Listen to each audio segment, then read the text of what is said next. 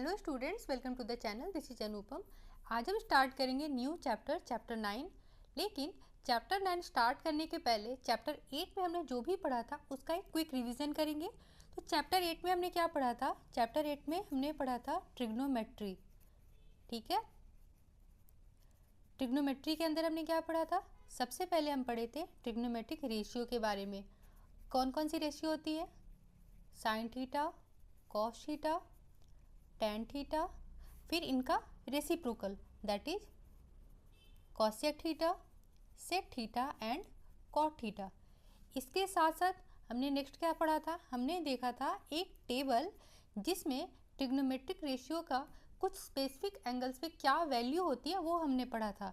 जैसे एक साइड हमने पढ़ा था साइन, कॉस, टेन, ऐसे सारी रेशियोज, और यहाँ पे हमने लिखा था कुछ वैल्यू, जैसे 0 डिग्री पे क्या वैल्यू होती है, 30 डिग्री पे क्या वैल्यू है, 45 डिग्री पे क्या वैल्यू है, 60 पे क्या वैल्यू है एंड 90 डिग्री पर क्या वैल्यू है। ये टेबल हमने वहाँ पढ़ी थी। और हमने पढ़ा था आइडेंटिटी, ट्रिग्नोमेट्रिक आइडेंटिटी। तो कितनी आइडेंटिटी होती है, याद है आपको? 3 आइडेंटिटी होती है। कौन कौन सी?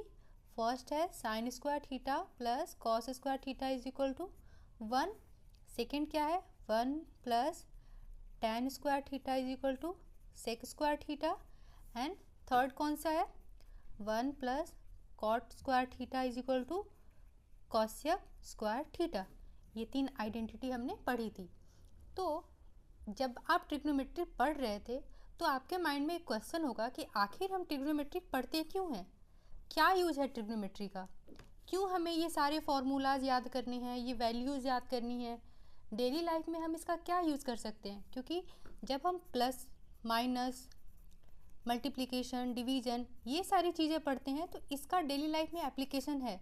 पर ट्रिग्नोमेट्री का क्या एप्लीकेशन है? आज इस चैप्टर में हम यही जानेंगे कि ट्रिग्नोमेट्री का डेली लाइफ में क्या एप्लीकेशन है, क्या यूज़ है। तो ट्रिग्नोमेट्री का यूज़ कौन करता है? एस्ट्रोनॉमर्स करते हैं, आर्किटेक्ट करते हैं। किस लिए करते हैं? तो आर्किटेक्ट जब बिल्डिंग बना रहे होते हैं तो बिल्डिंग बनाते समय उसका हाइट कितना होना चाहिए, डिस्टेंस कितना होना चाहिए, या फिर मरीन लाइफ में किस लिए यूज होता है? ये देखने के लिए कि कौन सा शिप कितनी दूरी पे है, क्या एंगल है, यहाँ से यहाँ तक का डिस्टेंस क्या होगा।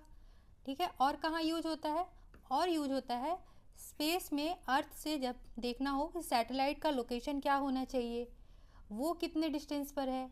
तो ऐसे कई सारे एग्जांपल्स हैं, ब्रिज बनाते समय, बिल्डिंग में ना, ऐसे कई सारी चीज़ें हैं जहाँ पे हाइट और डिस्टेंस कैलकुलेट करने के लिए ट्रिग्नोमेट्री का यूज़ करते हैं। अब वहाँ पे ट्रिग्नोमेट्री कैसे यूज होती है? तो चूँकि हमारे पास ये जो ट्रिग्नोमेट्रिक रेशियो है, ये रेशियो क्या होती हैं?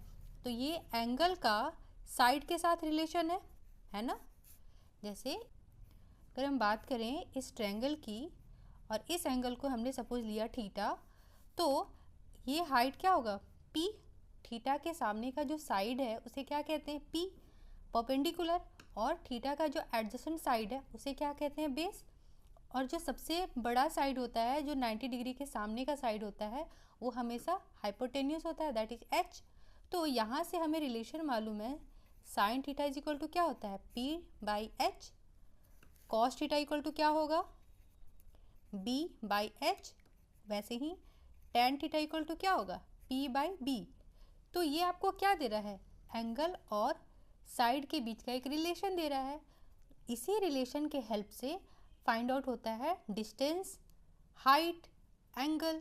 ठीक है, तो यही हम यहाँ पे डिटेल में पढ़ेंगे।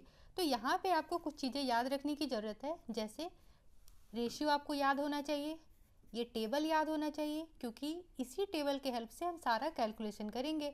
और कहीं पे भी ज़रूरत पड़े कोई टर्म चेंज करने की, तो वहाँ पे कई बार आइडेंटिटी भी यूज होती है। इसको याद रखने का एक ट्रिक हमने पढ़ा था, पंडित बद्री प्रसाद हर हर बोले सोना चांदी तांबा। तो साइन का फॉर्मूला क्या है? P by H. कॉस का फॉर्मूला बी बाई एच। और टेन का फॉर्मूला पी बाई पी। ठीक है, तो चलिए स्टार्ट करते हैं चैप्टर को। चैप्टर के बारे में हम समझ गए कि चैप्टर में हमें पढ़ना क्या है। चैप्टर में हमें ट्रिग्नोमेट्री का एप्लीकेशन पढ़ना है, जहाँ पे इन सारी चीज़ों का यूज होने वाला है। इस चैप्टर को हम हाइट एंड डिस्टेंस के नाम से भी जानते हैं। बेसिकली हमें इसमें क्या कैलकुलेट करना होता है, हाइट और डिस्टेंस कैलकुलेट करना होता है, इसलिए इस चैप्टर को हाइट एंड डिस्टेंस के नाम से भी जानते हैं। ये एक बहुत ही छोटा सा चैप्टर है बट बहुत ही इंटरेस्टिंग चैप्टर है। तो इसमें आपको सबसे पहले कुछ टर्म्स समझने होंगे, जैसे line of site. Line of site का क्या मतलब है, वैसे ही आपको जानना होगा यहाँ पे angle of elevation, angle of depression, and उसके साथ दो और term, that is horizontal level and observers. So समझना स्टार्ट करते हैं। सपोज एक ट्री है, ठीक है, और यहाँ कोई ऑब्जर्वर खड़ा है, ठीक है। ट्री पे यहाँ एक बर्ड बैठी है, ये ऑब्जर्वर यहाँ से इसको देख रहा है। तो जब आप एक लाइन में देख रहे हो इसको, तो वो जो लाइन बनती है ना, उस लाइन को कहते हैं लाइन ऑफ साइट। तो ये ऑब्जर्वर यहाँ खड़ा होके, ये क्या है, ऑब्जर्वर। ऑब्जर्वर का मतलब जो ऑब्जर्व कर रहा है, जो देख रहा है, जो कैलकुलेशन कर रहा है ना, ऑब्जर्वर। ये क्या है, ये ऑब्जर्व कर रहा है इस बर्ड को। यहाँ पे एक बर्ड बैठी है, एक ऑब्जेक्ट है, इसको ऑब्जेक्ट लिख लेते हैं। तो ये ऑब्जर्वर इसको यहाँ से ऑब्जर्व कर रहा है।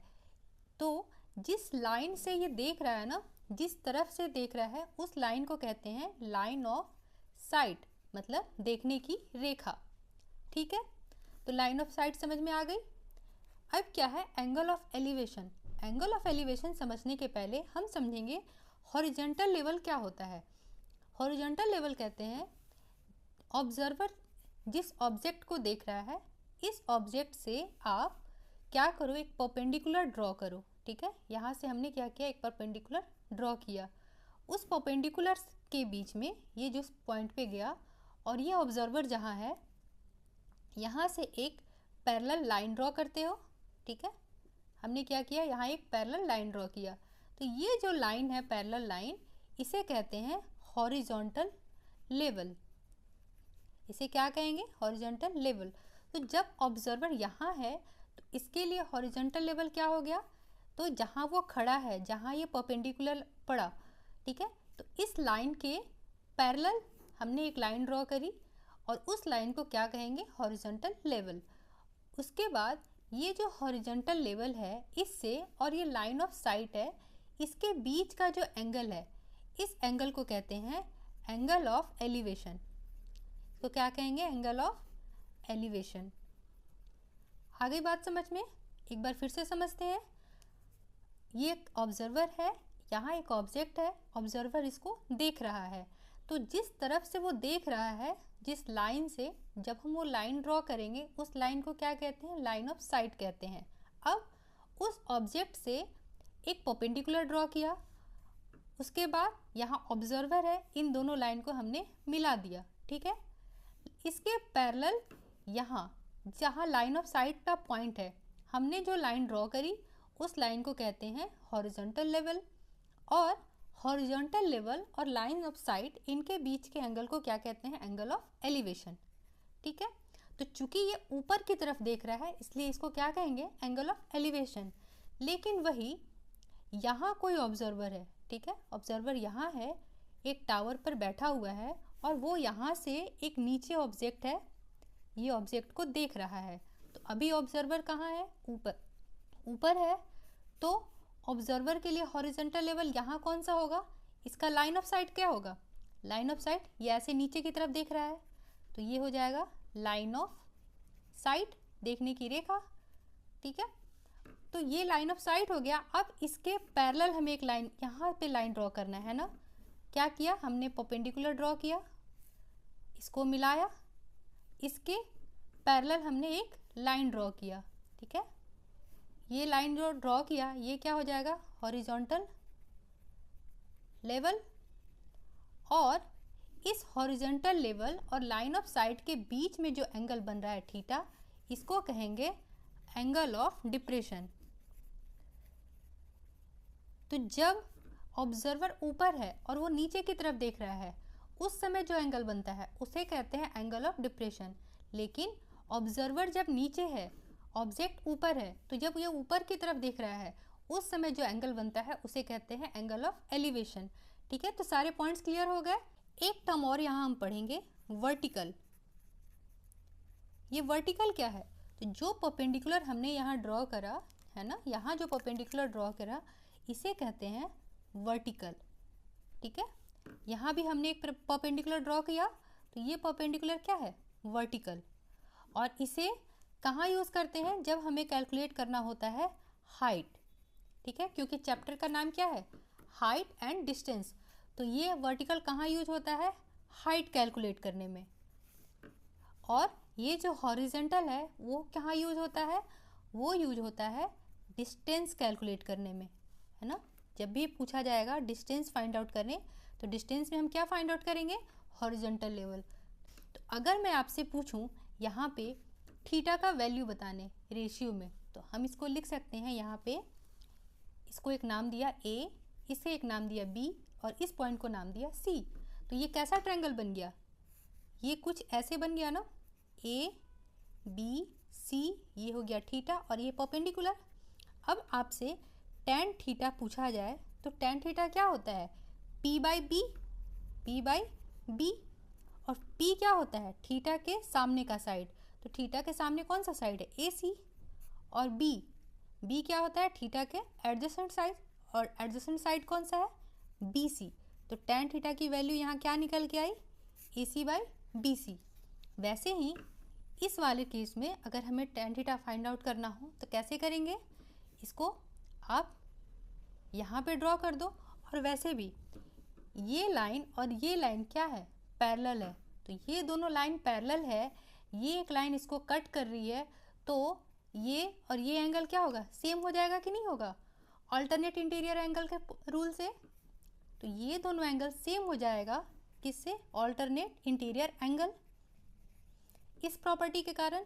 तो अब ये कौन सा ट्रायंगल बना? इसका भी एक नाम दे देते हैं हम, पी क्यू आर। तो ये ट्रायंगल हमारा कुछ ऐसा बन गया, पी क्यू आर, ये हो गया थीटा। तो हमें क्या फाइंड आउट करना है? अगर टेन थीटा फाइंड आउट करना रहे, टेन थीटा, तो अगेन यहाँ क्या हो जाएगा? थीटा के सामने का साइड परपेंडिकुलर पी, तो पी का वैल्यू क्या हो जाएगा? P R. और बी, बेस क्या होता है? थीटा का एडजेसेंट साइड, एडजेसेंट क्या है? Q R. तो यहाँ से भी टेन थीटा कैसे कैलकुलेट हो गया? P R by Q R. इसका मतलब अगर आपसे पूछा जाए थीटा की वैल्यू गिवन है और कोई एक साइड गिवन है, तो दूसरा साइड हम कैलकुलेट कर लेंगे दोनों ही केस में। तो यही हमें इस चैप्टर में पढ़ना है। तो चलिए एक एग्जांपल सॉल्व करते हैं हम। इस एग्जांपल से अच्छे से कॉन्सेप्ट हमारा क्लियर हो जाएगा। तो क्या गिवन है एग्जांपल में? अ tower stands vertically on the ground. तो सबसे पहले हम क्या करेंगे? एक टावर ड्रॉ कर लेंगे। हमने एक टावर ड्रॉ कर लिया। अब क्या कह रहा है? From a point on the ground, ground में कोई एक पॉइंट है जो कि 15 metre away from the foot of the tower. तो टावर का ये क्या है? फुट। तो यहाँ से 15 मीटर अवे है, मतलब यहाँ से 15 मीटर की दूरी पर, सपोज ये 15 मीटर की दूरी है, तो यहाँ पर अगर हम बात करें, क्या कह रहा है कि from the ground which is 15 metre away from the foot of the tower, the angle of elevation of the top. क्या गिवन है? Angle of elevation. अभी हमें पढ़ा था, अभी हमने क्या पढ़ा? एंगल ऑफ एलिवेशन का क्या मतलब है? कि जब हम ऊपर की तरफ देखते हैं, जब ऊपर की तरफ देखते हैं तो एंगल ऑफ एलिवेशन होता है। मतलब यहाँ से ऑब्जर्वर कैसे देख रहा है? ऊपर की तरफ देख रहा है। तो ये एंगल कितना गिवन है? Is found to be 60 degree. ये वैल्यू 60 डिग्री है। फाइंड आउट क्या करना है? Find the height of the tower. Tower की हाइट फाइंड करनी है। ठीक है, तो ये क्या है? 90 डिग्री का एंगल बना रहा है। हमें क्या फाइंड आउट करना है? टावर की हाइट। तो हम क्या करेंगे? इसको एक नेम दे देते हैं। सपोज ए बी सी हमने नाम दे दिया। तो ये क्या हो गया? एक राइट एंगल ट्रायंगल की तरह दिख रहा है। राइट एंगल ट्रायंगल में अगर हम बात करें tan 60 डिग्री, ठीक है, तो ये क्या है? tan theta. tan थीटा के लिए फॉर्मूला क्या होता है? p by B. थीटा, इसके लिए p क्या होगा? ये, क्योंकि इसके सामने का साइड है, तो इसकी वैल्यू क्या है? A B. और बेस क्या है? एडजेसेंट साइड, एडजेसेंट क्या है? B C. अब हम क्या करेंगे? यहाँ पे वैल्यू पुट कर देंगे। तो तो tan 60 डिग्री का वैल्यू कितना होता है, √3। ए बी ही तो हमें फाइंड आउट करनी है, ये हाइट है ना, यही हमें फाइंड आउट करनी है। तो ए बी को हम वैसे ही रहने देंगे। बी सी की वैल्यू हमें गिवन है, दैट इज़ 15 मीटर। ठीक है, तो जब हम यहाँ से ए बी कैलकुलेट करेंगे तो ये क्या हो जाएगा, क्रॉस मल्टीप्लाई होके 15√3 मीटर, और यही आंसर हो जाएगा। तो इसका यूज हमें समझ में आ गया। बहुत ही आसान चैप्टर है, बस हमें थोड़ी सी चीज़ें ध्यान रखनी है। Angle of elevation, angle of depression, horizontal level, vertical, और हमें कुछ टर्म्स याद रहने चाहिए जैसे कि ट्रिग्नोमेट्रिक रेशियो और इनकी वैल्यूज़। ठीक है, तो मिलते हैं नेक्स्ट वीडियो में, तब तक बने रहें चैनल पर। Thank you.